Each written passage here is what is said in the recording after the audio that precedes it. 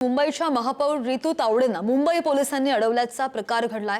Dahisar metro स्टेशनच्या उद्घाटनाच्या वेळी अनपेक्षित प्रकार घडल्याचं समोर आलंय। दहिसर स्टेशनच्या मेट्रो गेटमधून प्रवेश करताना पोलिसांनी मुंबईच्या महापौर रितू तावडेंसह भाजपचे नगरसेवक गणेश खंडकर आणि नगरसेवक मंगेश पांगारे यांना अडवण्यात आलेलं आहे आणि त्यामुळे काही काळ गोंधळाचं वातावरण सुद्धा निर्माण झालं।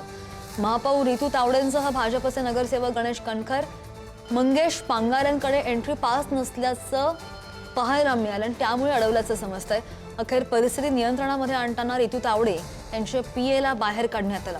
या घटनेमुळे उपस्थित कार्यकर्त्यांमध्ये नाराजी पसरली आहे। या प्रकारामुळे स्थानिक राजकीय वर्तुळात चर्चांना उधाण आलेलं आहे। नियोजनामधील त्रुटींवरही प्रश्नचिन्ह उपस्थित केलं जाते, बोट ठेवलं जातंय। या संदर्भात आणखी जाणून घ्या आमचे प्रतिनिधी मल्लिकार्जुन आपल्या सोबत आहेत। मल्लिकार्जुन, काय नेमकं घडलंय?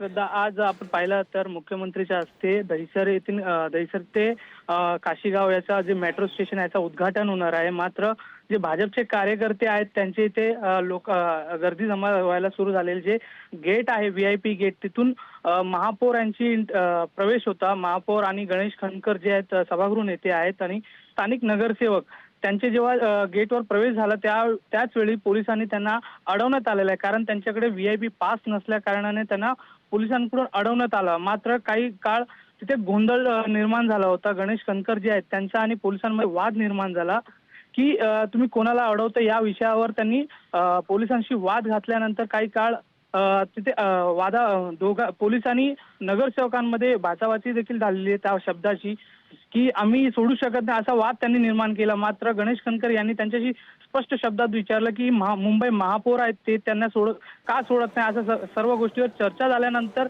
काही काळानंतर त्यांना सोडण्यात आलं। मात्र त्यांचे पीएना बाहेर काढण्यात आलेला आहे त्या निमित्ताने।